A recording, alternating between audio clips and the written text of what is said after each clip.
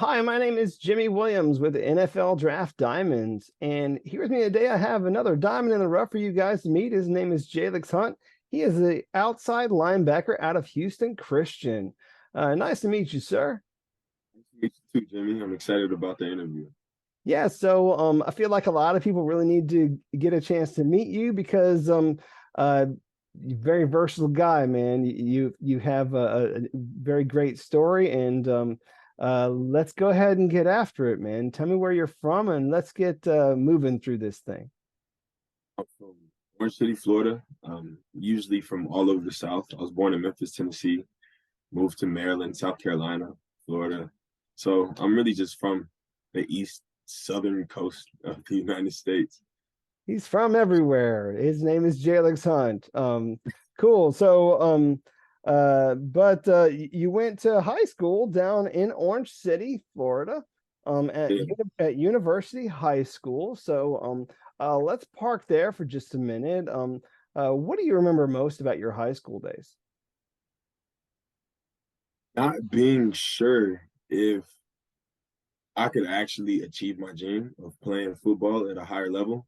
I was a late bloomer for the most part. I think sophomore year, I was like 5'7", 150. Going, so it wasn't looking too bright. I thought I was going to be a basketball player or some sort of small time football player who just loved the game, but never really was able to take it to the level that I wanted to take it to. But everything did change. So just my story about my growth and how I went from really small to pretty big is the coolest part to me. Well, we'll get to talking about that here soon. I mean, again, like you had mentioned, I mean, you were a basketball guy there also in high school. Do you feel like that helped you at all as a football player? I definitely think it did. A lot of the change of direction, always jumping, always using quick and fast twitch muscles really allowed me to change better on the field and jump to get the ball or cover a guy one on one because I'm used to doing it in basketball so much. So I think a lot of the skills that I learned in basketball did transfer over well, very nicely to football. Cool. Jalyx, man, the one interesting thing about you is obviously I introduced you as an outside linebacker, but coming out of high school, that wasn't you yet. I mean, you hadn't bulked up. You were actually a defensive back. I mean, talk about that whole recruiting process and how you ended up at Cornell first. Sure. So my journey started like everybody else, junior year. You start getting a couple of looks. I started getting really small time looks. I played DB my junior year. I played a combined total of one game. I played a half of one football game and another half of a football game. So it didn't really help with me and my thoughts thinking that I wouldn't be able to play at the level I would like to play. But off of that film, I was able to get a couple of small time Division III offers, a couple of PWO offers to D2 schools, but nothing really much. I really got a lot of emails to get invited to camps. So the summer going into my senior year, I think I hit up like 10 camps all over. Chicago, I think, was the farthest west I went, but Hmm. from Chicago down to Florida and everywhere in between, and garnered some more attention going into my senior year. And I switched to receiver. I've always been a receiver, but my team really needed one. So I played receiver predominantly my senior year. Hmm. And aside from two games, I had to cover one of the best receivers at the time. He was a tight end. I don't know where he ended up, but he was one of the best at the time. So they put me on him for the entire game. I ran him into the ground. I was really proud of that because I didn't think I still was going to be able to play DB, but I did pretty well that game. I did pretty well another game. Same story. And off of those two games of being able to show that I could still play DB despite being a receiver, I got an offer to Cornell and a couple PWOs to like Florida, SMU, other small time or group 5 schools. And that's kind of how I ended my high school career. with a bunch of PWOs and an offer to Cornell. Great. So you got to Cornell, you're a DB there, just kind of, getting your feet wet. I mean, how'd that process go along? I mean, you coming in as a freshman there at Cornell, I mean, who are some of the guys around you that were helping you acclimate to things there? I think the biggest person would be Jared Backus. He was our defensive coordinator, one of the smartest people in terms of football and really life, but especially with football. He really taught me a lot coming in. I was pretty, nervous as an incoming freshman. I want to play football. I want to get on the field. How do I do that? What do I have to do in order to get on the field? What changes do I have to make? And he was really big about sitting us down and talking to us individually, getting to know us as people, and knowing what our goals are. I told him I want to play at the next level. I want to go to the league. He said, well, in order to do that, you got to put on some weight. I think I went into Cornell like 6'2", 195. I was pretty small. Everybody else, the seniors, Logan too, big guy, all in the 220s. And I'm looking around thinking that, like, man, I have no shot. But he set me down and he looked at me and he said, hey, there are not too many things you have to change. We wouldn't have you here if we didn't think you contribute to the team. We wouldn't have you here if we didn't think you would do what needs to be done in order to be good. So they really gave me a plan and I followed it. Cool. So you're there at Cornell, you're trying to get yourself situated, starting to get some playing time, and we have a pandemic on our hands. And Ivy League stops, man. I mean, what's going through your brain? I, like everybody, I was pretty hopeful that we would have a season. We see a whole bunch of other leagues playing modified seasons, 4 or 5 games, and we're just sitting around at home. We're still working out, but we had a whole bunch of protocol to go through, masks during workouts, only 25 people who work out, and we have to be spaced out 10 yards, a whole crazy, so I was definitely thinking, wow, my junior year is going to be a complete waste because the sophomore year, when COVID hit for me, is so important in getting recruited to the next level. So I'm thinking I'm going to have to put up legendary numbers in order to get looked at. I'm coming from a league has a lot of athletes, but isn't very well respected outside of the people that know about the Ivy League. And I'm going kind of tunneling, like digging deep, digging myself into a hole, just thinking, is this where it ends? Is college all that will come from me playing football, putting all this time into everything? So that's definitely where my head was at sophomore year going into junior year. Well, hey, I mean, let's just be fair about it. I mean, dude, none of us had any clue what in the world was going to happen. It was all about just waiting and seeing what the government's going to dictate and what we can do, and try and make something work. I mean, dude, I know a lot of us really wanted to go out and do things. Obviously, playing football is one of the things that I know you enjoyed doing. But yeah, it just took a little bit of time for us to get it back around to things. I mean, you did play in 2021. Finished up there at Cornell and decided to hit the transfer portal, man. I mean, you hit the transfer portal, and then what, man? How'd that process go for you? Yeah, I decided to leave Cornell. I just didn't think it would be the best place for me to achieve my dreams, go for it. I thought I could set myself up at another school better than I could at Cornell. So hard decision, very hard decision, but a decision I think I needed to make. And I entered the portal. For the first month, it was kind of shaky. I got a little worried. Everything's uncertain. I'm just kind of floating out. I do talk to a couple of coaches. The relationships kind of just dwindle, or we didn't have the same ideas or wants for me at that school.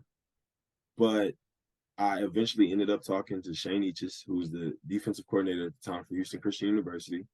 And he, from one of the first few conversations that we had, he said, the head coach really wants you here. We really want you here. We'll do just about anything that we can to help you get to this position. He was adamant about getting me down to Houston to see it, to enjoy it, to come see the school, because it is a small school and not very well known, as I know. But the school has a lot to offer, and he wanted me to come see it in person. So after a few good conversations with him, they invited me down. I came here on my official visit. I got to meet a lot of the team, the coaches. They seemed very genuine, and being genuine for me is very important, as well as being genuine just throughout the uncertainty of the transfer portal with an influx of people, just a crazy amount of athletes in the transfer portal. Being able to just tell the truth to the players and say, hey, if you come here, this is what you do. I was able to sit down, see the playbook where I would fit in, what they expect of me.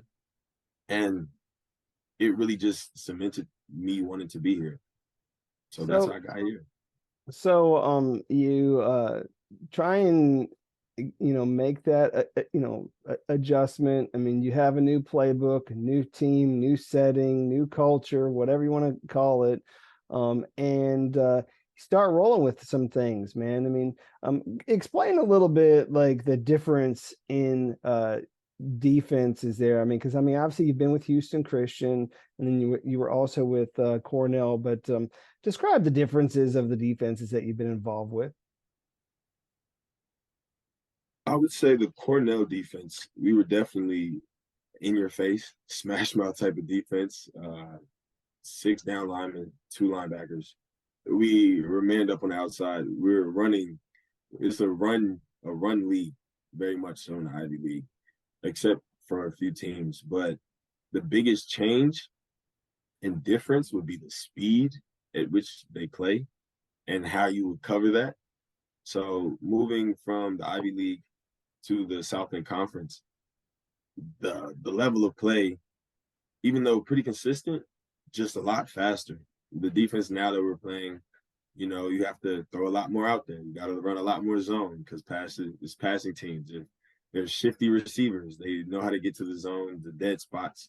So we did run cover threes at Cornell, and cover three is pretty the same no matter where you go. But just the nuanced things that you do when you have a receiver that runs a 4-3 opposed to a 4-5, 4-6. You have to really bracket them in. You have to sometimes drop linebackers as different holes you're looking for, different routes you're preparing for. So that's really just the biggest difference that caused it to be different. Gotcha. Speaking of differences, the thing that came to mind, obviously, when we first started talking, is you've changed a lot over the years, man. I mean, you came in as a 195-pound corner, and you're what now, like 245 or something crazy like that? I mean, 245. Yes, sir. um, how does that happen? How does somebody come in and gain 50 pounds, man? How does that process work? A lot of eating, to be honest. My parents would tell you the pockets definitely hurt a little bit after I come home, but I'm a late bloomer. That's the best way I can describe it. I didn't really start growing until my freshman year. While I'm during the season, honestly, I started putting on a lot of weight. The strength programs when you get from high school to college are a lot different. They're a lot more focused.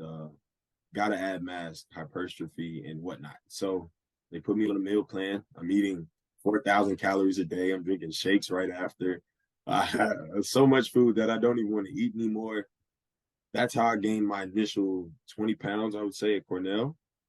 And then once I entered the transfer portal and started just growing more and more into my body, I started to fill out a little more, still eating a lot of food, but it's normal now. And I get here, and I think I reported around 230. And they said, well, for your position, you're going to have to gain about 20 pounds. So back to the late night peanut butter sandwiches, 2, 3 breakfast sandwiches in the morning, heavy dinners, 4 meals a day, 4 big meals a day, and snacking in between, and just a lot of lifting, a lot of hitting the weight room. So, what does that mean? I mean, now obviously you've adjusted positions, obviously changed a lot, like physically, like your body type. I mean, what kind of an athlete are you now? I mean, are you outside linebacker, edge rusher? I mean, you still want to be a safety inside of a edge rusher's body? Like, tell me a little bit about that. The initial change, I was trying to play edge, outside linebacker, the hybrid position as a safety, uh, but you really can't. As a safety, you're the last line of defense. You're very vigilant. You're looking all over the field. You have to make sure that if they get past the linebackers, they don't get past you. But at hybrid, at the edge position, at the outside linebacker position, you can be a lot more aggressive. And I really like that. And once I found out that's what the position was, you can blitz a lot more. You can have a lot more contact. You can hit the gap faster. You can hit them harder. And so it's all just better. But I would say I am a versatile athlete at this position. So obviously, having the history of playing safety and DB, I can see and develop the plays pretty quickly as they're coming to me or going away from me, because I have the knowledge of playing safety and how everything's supposed to fit and what I'm looking for, my keys, and being willing to learn how not linebackers, linemen move. Say it's outside zone or inside trap or or GT counter, whatever it is. Every play has a tail. So being able to really be close and up to the line and look at them and decide that, oh, this is a run going away. I need to fold back across CBR, or it's coming to me. I need to set the edge. I would say that's really the type of player I am. I like to analyze. I like to play fast, athletic, and smart. So yeah. Yeah, so approaching your last season of eligibility there at Houston Christian. I mean, got one more season left to go. I was looking at that schedule and thinking, first off, a lot's changed, man. You guys got yourself a new head coach. And so we'll see how everything pans out this season. But just kind of thinking there might be a game or two on that schedule that you guys are really, focused on. I mean, I know week 2 you play an FBS opponent, which that's interesting. But other than that, I mean, which one of those games you got circled? Which one are you really, I guess, ready to go out there and play?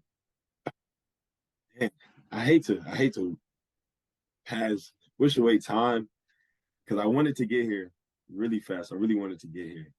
But UIW put up uh, a crazy amount of points on us last year. Uh, Lindsey Scott had one of the best games I've ever seen in person, or I've ever even heard of. But yeah, we definitely we're looking and respecting each team week by week. But you do always have that one circle. So right after Western Kentucky, just because I'm excited to play they say it's a different level of competition, but I think I can play with just about anybody. So I love to go and see, like, all right, y'all got to show me that you're better than me or you deserve this FBS title. But right above that is UIW. I'm excited for that game. Cool. Well, I mean, certainly some games out there where you can go out and make some plays. And like you said, I mean, completely different environment, completely different schemes that you kind of have to, work with off, from the offensive perspective down there in the Southland versus the Ivy League. So they're dropping back a little bit more. So giving you maybe an opportunity to make a lot of great plays in the backfield and all over.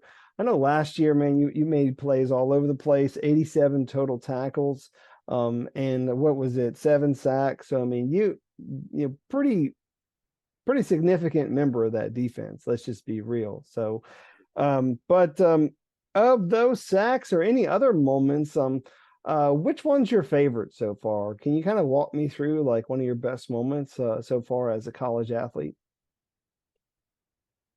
I would say first game last year, we played University of Northern Colorado. Back and forth game, all game, back and forth. We're out of our element being from Houston. We're, I think, 4,600 plus feet up in the air. Definitely is affecting us. We're fatigued, but the team is scrapping it out. And at the end of the game, I was able to seal the game with a scoop and score. One of the freshman D linemen, he was able to chase down the quarterback, strip sack him. I picked it up, ran it back. I don't know how many yards it was. It felt like a million. I was so tired. I was exhausted. But I got to the end zone and I screamed and I looked back at our sideline, and just to see the sideline erupt and our fans erupt and to see the joy of my team running down to congratulate all of us in the end zone, it was really exciting because it just showed that like I'm impacting the team. Everybody wants to be impactful, right? So I'm impacting the team. And yeah, that moment, I still thinking about it. I still Well, get I excited. mean, that sounds like a whole lot of fun. I mean, certainly, hopefully, you'll get an opportunity to do that once more. If not, make some even crazier plays this year. We'll see. Maybe not a scoop and score, but a pick six is what we're looking for this go Need around. to So add that that. Need to add it to the need list. to add it to the repertoire there. So I do. cool. So, hey, Jalyx, it's been nice kind of talking to you about some football stuff, but let's just take a few minutes to not talk some football, man. Learn who the guy is under the helmet. So, tell me something about yourself that I don't know, maybe something that no one else knows. Your hobbies, interests, passions. Maybe you got a secret talent or something that people don't know, but uh, give us a little something. I think for the most part, I'm pretty normal. I like to cook. I really like to cook, actually. I'm a pretty good cook. I'm known to get down in the kitchen. Uh, Fishing, outdoors things, challenges. I like puzzles. But I think the thing that would really stand out to people is I really like art. Uh, I really like painting. Actually,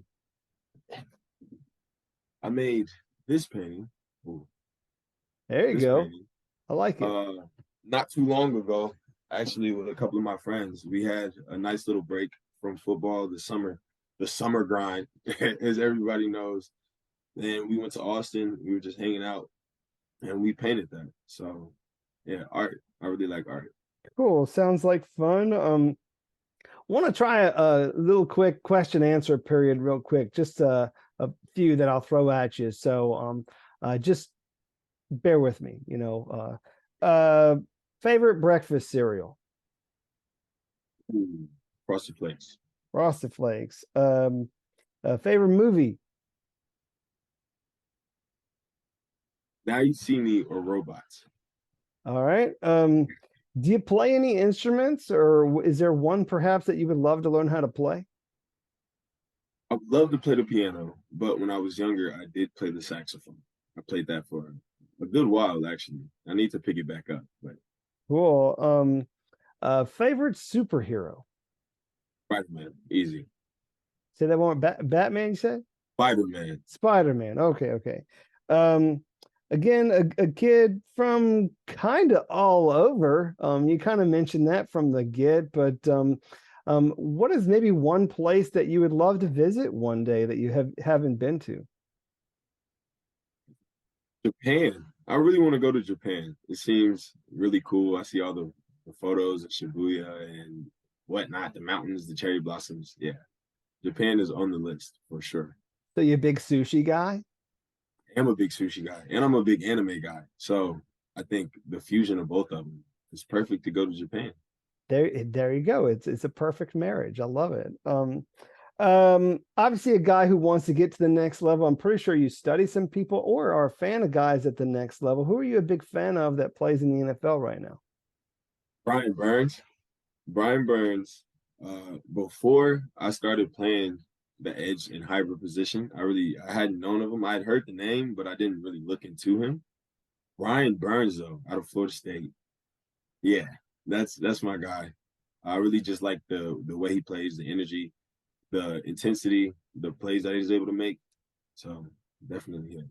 Cool. I mean, definitely somewhat similar, I guess, a little bit in like body type, I think. I mean, he's Yeah. not that big of a guy, but I mean, he's got some speed to him. So, I mean, that's kind of what has set him apart.